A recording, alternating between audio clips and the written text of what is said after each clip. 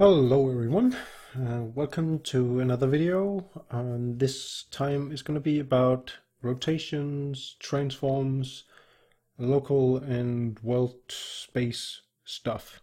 And the reason why I decided to talk a little bit about it is because I am doing VR stuff, as you may have noticed, and some of the things I do require me to do some math and conversions back and forth, and my head was kind of exploding and I couldn't really figure out what was going on. So I decided to make this little third person example where I can experiment without taking the headset on and off constantly and tearing out my hair because I couldn't figure out what was going on.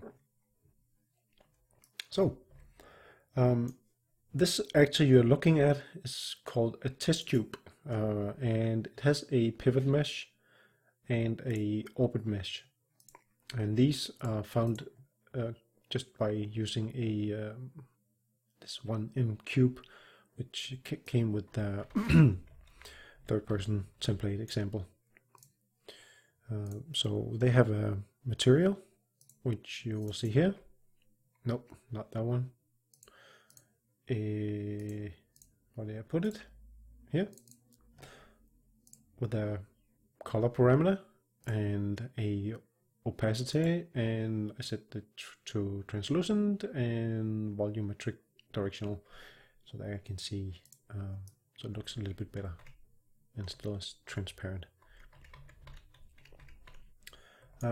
When I hit play, you can see I also turned off collision, and we can see some arrows here. So these arrows I just placed by you dumping in a few arrow components. And then I have a plane, which is basically the same box, just scaled up to 5 and made it really flat. And then I have 2 arrows, which I will come back to towards the end.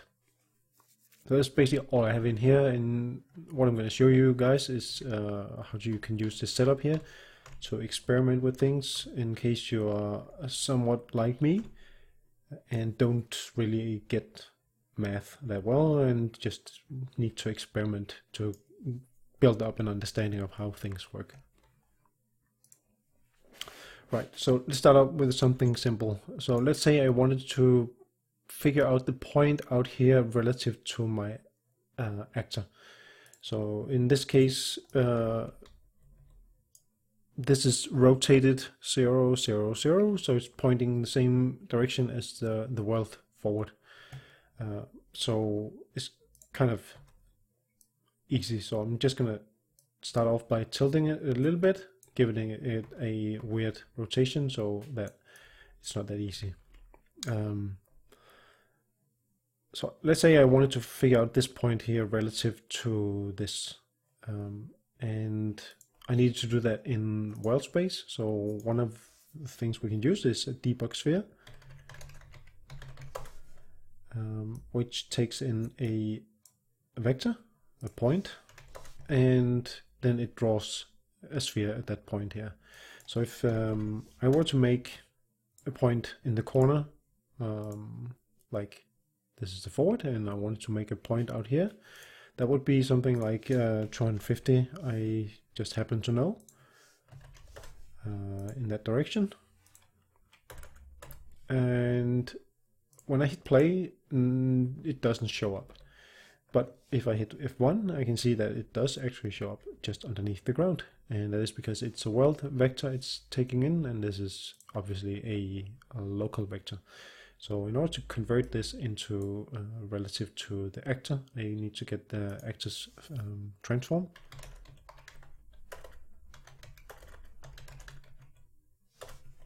And then use this node called Invert, transform location. And if you hover the mouse over, you can see that it takes a local space vector and converts it into a world space vector.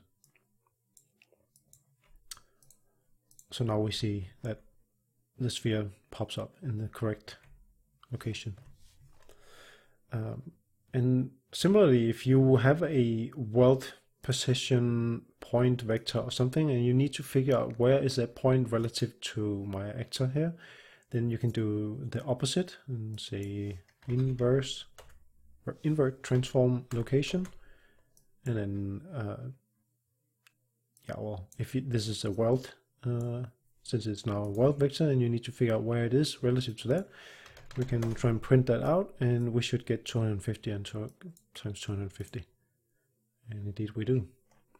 So this is a very handy node, transform location to use, and inverse transform location to get it back into a local space.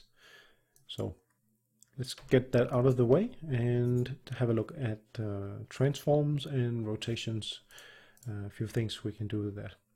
So we have this orbit mesh here, and let's say we wanted to spin this around an axis.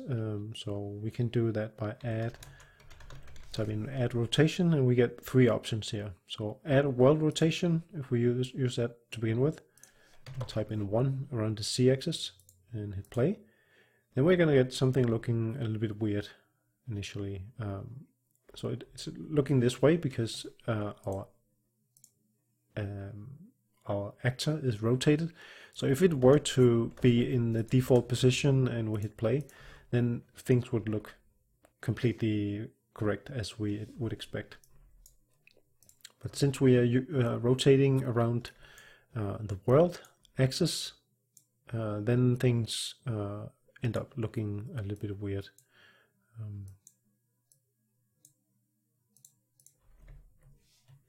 Okay, so in order to get it to rotate around the axis, we can use 2 options. Add relative rotation. This is the, if we give it a 1 again, this is the reference or the relative object. It's relative to the scene root. The problem with using add relative rotation is that it run into a gimbal lock, I think, sometimes, especially if you use the y-axis here for some reason. And you will see it starts to rotate and then it stops. And doesn't really get any further, it's just jittering a little bit. So that's kind of a bummer. But luckily you have a add local rotation as well, which yeah, well, it's basically better to use because it doesn't inhibit this limitation here. So it's rotating locally to the component itself. In this case, it's the orbit mesh, so it has an axis itself, and it's rotating around that that component's local y-axis in this case. Right, so if we turn this back into a rotation about the z-axis, again, just get rid of that stuff here, and then we have it looking like this. So let's say we wanted to move this a little bit to the side. So we take the orbit mesh and let's just pull it, just make it a little bit easy for ourselves and put it out here. So now it's rotating locally out here.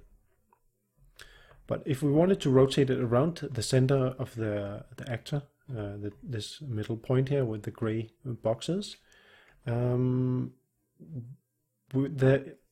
it's not just the rotation of the purple component that would change, it would also be the location, obviously.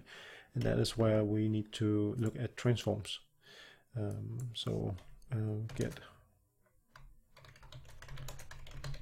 Forget the relative transform, and you may know that it consists of a location, rotation, and a scale.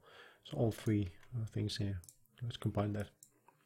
So in order to rotate this around its parent, in this case it's the default scene root, in this case, so it's a very simple scenario where you can use the combine compose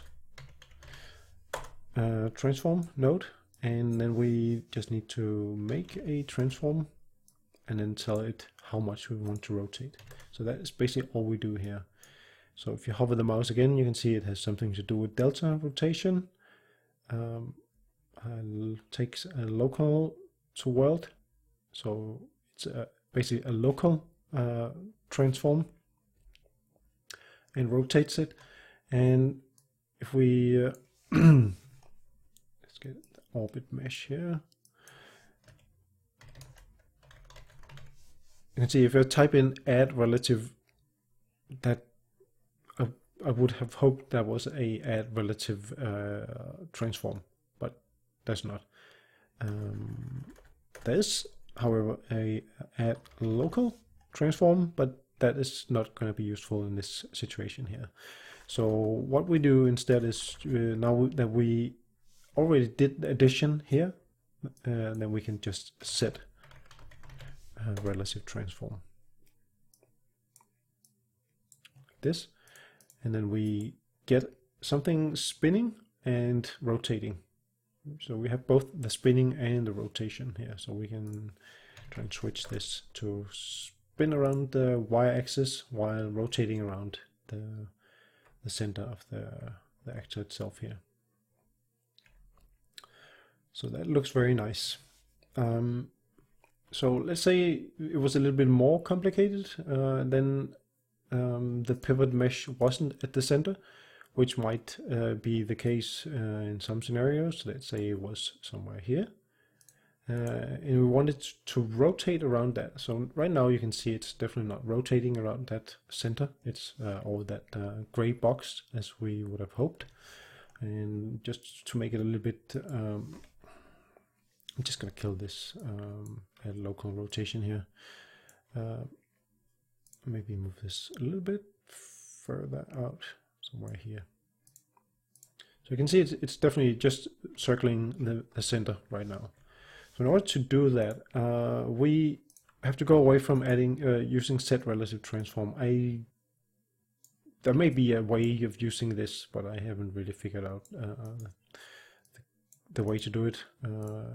But we can convert or use composed transforms in a different way.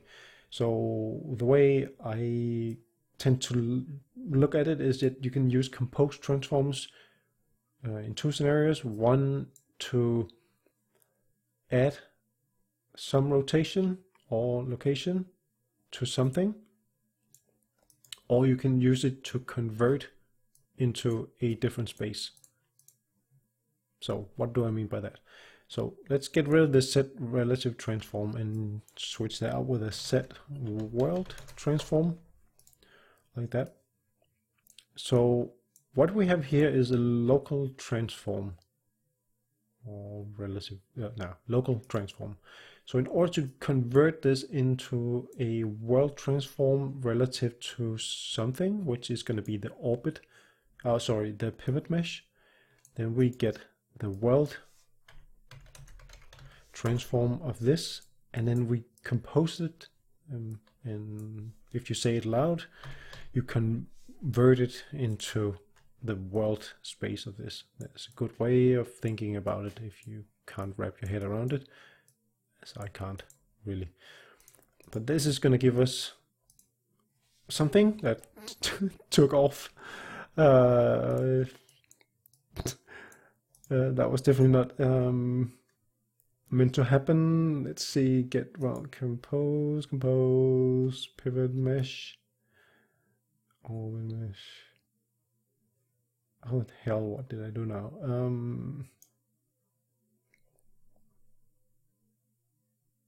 Get the world transform, convert, get relative transform.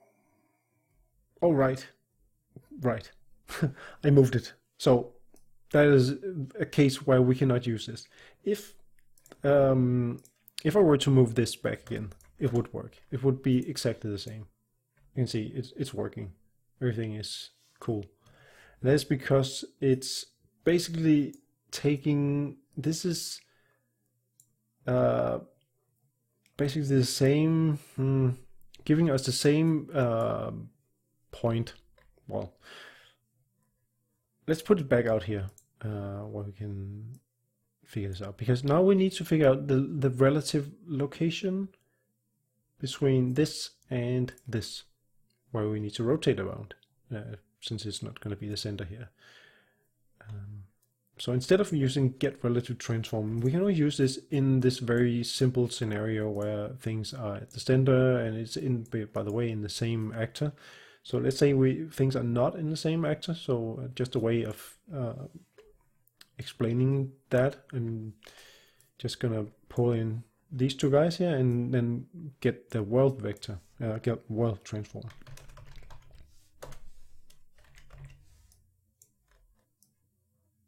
Like this.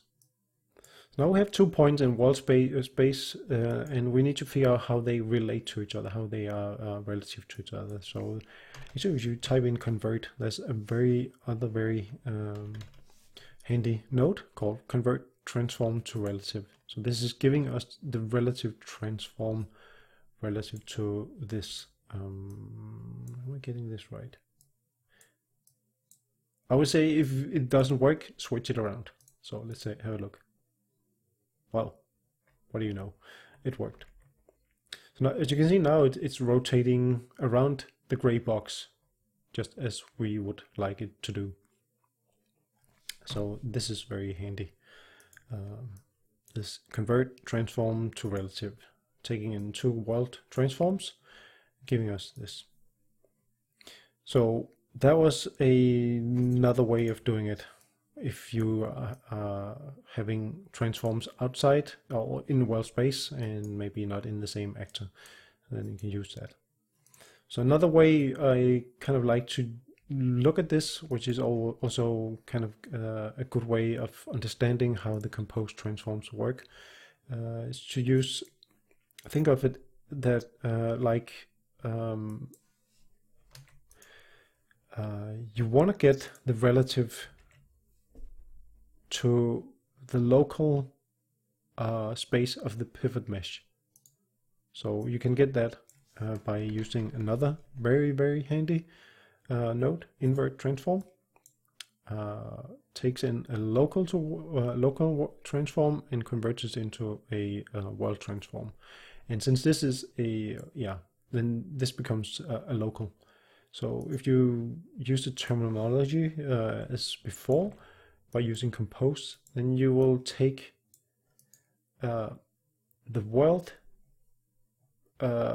orbit mesh transform, and you will convert that into the local space of the pivot point, which is basically another way of saying give me the relative location. So this is also supposed to give us the same behavior. I'm just going to leave that on the screen for a moment. So this is the guy that we're rotating. This is the gray box that we are pivoting around, and we're changing the world location into the world location of the orbit mesh into the local space of the pivot mesh. Then we add the rotation, then we convert it back to world space relative to the pivot mesh, and then we set it. So you will also notice that this and this is the same, just with the invert up here. That's very important. Okay, so I hope this helps a little bit to explain how these things work. And I said in the beginning, make the setup here and experiment with it a lot yourself. Super useful. So the last thing I'm just going to talk a little bit about is rotations. And I have these 2 arrows here. If I start to, actually it's a stupid idea. I made them arrows. Let me call them points and make a transform. Can I do a transform here? No, I can do a transform here. 1 and duplicate that one. Call this 2. The cool thing about transforms is that you can make them expose on spawn, and I think it's it's editable and show widget. I don't think this is needed. Just need to expose editable and show 3D widget. So when you do that, you can actually select them. You can see that they are movable in the world. So you can actually take them and move them around.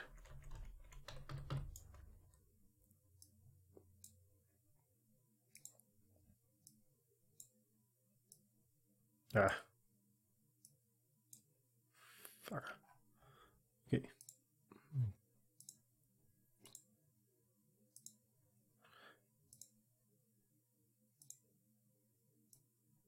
Okay, that was kind of hard. Okay, so let's place them fairly close together, like this.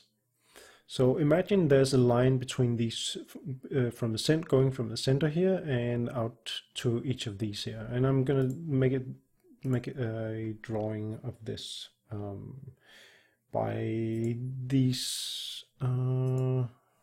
Fuck. Okay. Get this transform. Get this transform. Get the actor transform. So we only need the location right now. We're gonna split this and isolate the location. Also this one here. Then we're gonna draw a line here. Debug line going from here to and this is yeah, this is a local, so we need to convert this. So that was a bad idea to do it that way. Let me just give me a moment.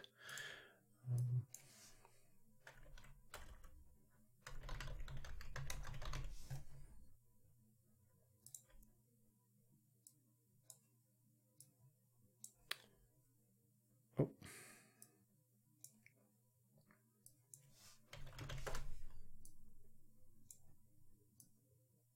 Okay, so sorry about that. So we're taking the center of the, well, where the default scene root is, the center here, and we're drawing a line from there to the world transform, this transform converted into world space here. And I'm gonna make it a little bit thicker, and then we're gonna do the same just below, just using transform 2. So let's duplicate that and switch that out. This, and draw another line.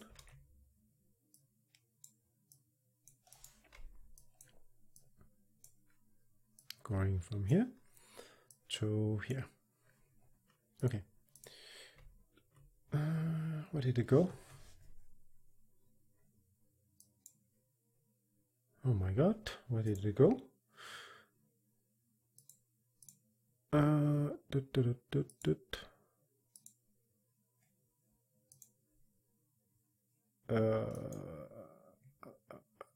Location.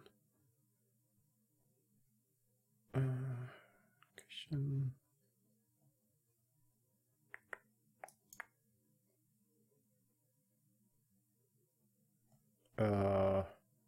Could it be that it's hidden underneath the plane? Let me just lower it. Yeah, it was. All right. Okay, so we have 2 points here, 2 vectors really, and let's select it, and because it doesn't really matter how long they are for this, and actually I want them to be different lengths.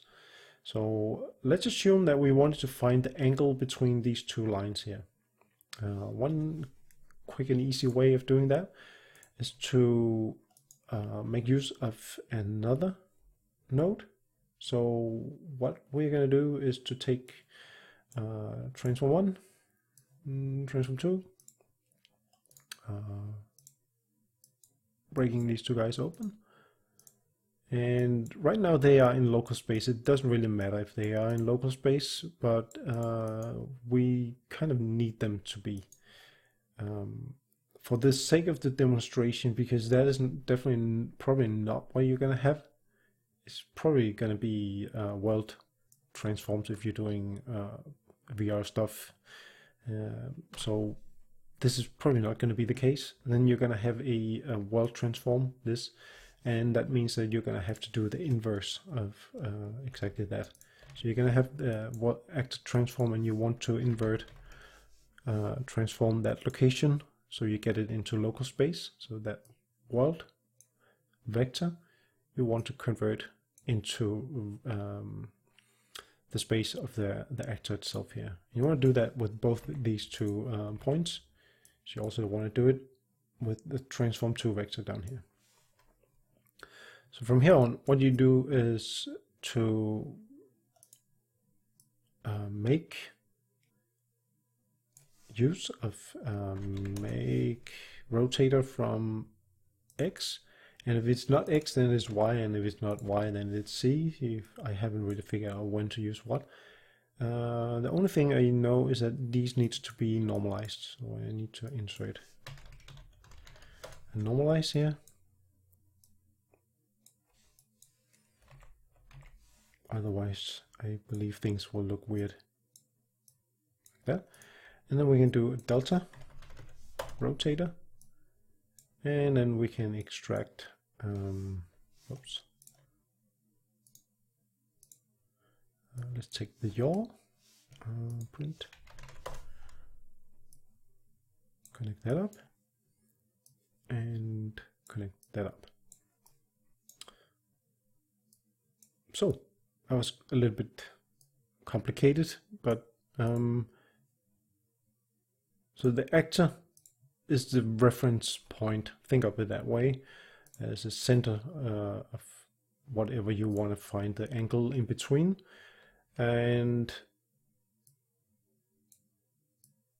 this will give you the angle between these two guys here. So this is giving us an angle of roughly 28 degrees, 29 degrees, just with the minus in this case here. So we can also try and rotate this. So yeah, why not? Let's take this knowledge that we just got from before. We can take this transform 1 and then rotate that. So this is a relative transform already in this case here.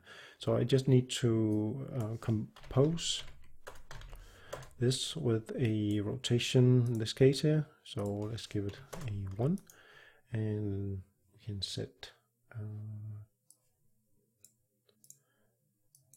oops. Set this to this. So this is equivalent to what we did somewhat in the beginning. So now we have this spinning around, and you can see the angle here is changing. And let's give it something a little bit slower, so we can actually verify that it's close to 0 when here. You can see it gets positive, and around somewhere over here it becomes 180, and then it switches to minus 180.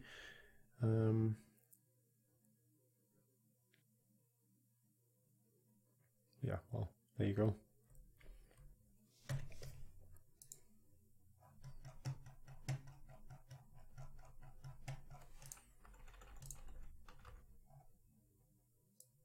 Is the switch. So yeah, that was actually all I had. This stuff here is particularly useful for doing rotators and stuff that I'm going to talk about later on. Yeah, it's kind of a little special case I just wanted to add in, since I had all this conversion back and forth in the play already. Anyway, yeah, I'm gonna return with more VR stuff very soon, and I'm gonna refer to this video, even though it's a bit long and complicated, I suppose. Then I'm gonna refer to this one if you have questions. I hope I managed to explain a little bit and not make you guys more confused. And in any way, yeah. Hope you enjoyed. That was what I'm going to say. And bye.